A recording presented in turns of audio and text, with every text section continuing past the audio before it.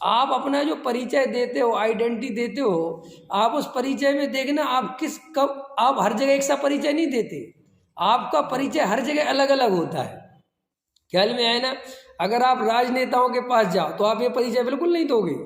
कौन सा वाला कि मैं सुबह अभिषेक के लिए जाता हूँ, वहाँ परिचय बदल दोगे। वो कहेगा आओ रमेश जी, भाई साहब मैं आरएसएस से जुड़ा हूँ आज से 25 सालों से। समझ में आया कि नहीं? अब देखो आपने परिचय बदल दिया। ख्याल में है ना? आपने परिचय क्यों बदल दिया? वहाँ क्यों नहीं दिया कि यहाँ ये परिचय काम आएगा।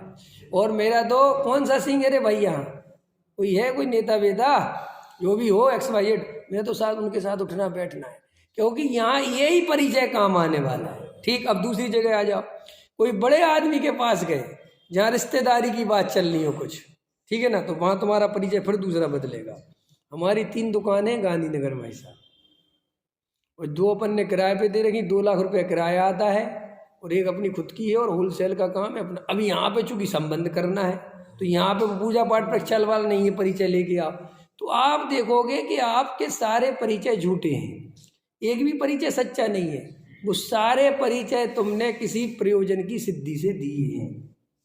ख्याल में आया कि नहीं आया? आपको एक भी अपना असली परिचय पता नहीं है।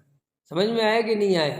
और जब तक असली परिचय तुम ना देना सीख जाओ तब तक उनको असली परिचय मानना मत, समझ जाना कि सब दिखावटी हैं, चाहे वो पूजा पाठ के हो चाहे कुछ के हो। ख्याल में आया ना? ऐसे ही लोग करते हैं ना, धर्म के क्षेत्र में आएंगे तो धर्म की ड्रेस पहन लेंगे, फिर यहाँ पे भी कम नहीं दिखना किसी से, हमारी ड्रेस एकदम साड़ी वाड़ी ऐसे लगेंगे बहन जी बहुत बड़ी धार्मिक है। ख्याल में आया कि नहीं आया? और बहन जी जब कुल्लू मनाली जाएंगी तो जीन्स टी शर्ट पे जाएंगी। ख्याल में है ना?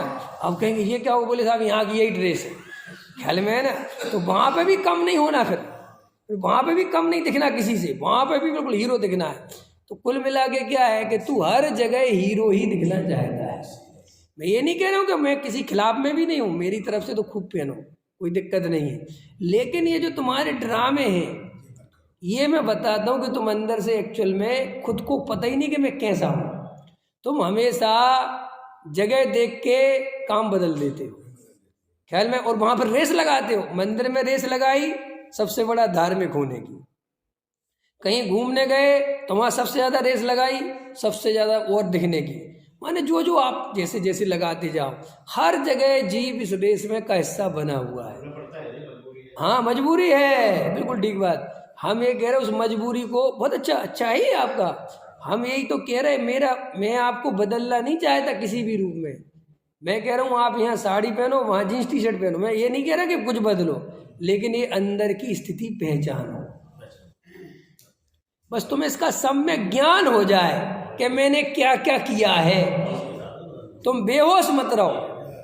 मैं सिर्फ ये कह रहा हूँ अरविंद जी, पकड़ में आया, होश में रहो कि मैं क्या क्या कर। मैंने जो परिचय दिए तुम वे ही परिचय देना, मुझे उसमें कोई विषम लौकिक में से, लेकिन तुम्हें अंदर होश होना चाहिए कि मैं क्या कर रहा हूँ। बस यही जागृति तो सम्यक दर्शन है, और क्या है। लेकिन तुम हर काम बेहोशी में करते हो, तुम्हें पता ही नहीं चलता कि मैं क्या कर रहा हूँ। और कुछ नहीं है, ये भेद ज्ञान क्या है? ये भेद ज्ञान जो शब्द आता है, भेद ज्ञान करो, भेद ज्ञान करो माने क्या कि जो अंदर कसाय भाव चल रहे हैं वो किस लिए चल रहे हैं, क्यों करा ये काम, मैंने क्यों किया, ऐसा मैंने क्यों बोला।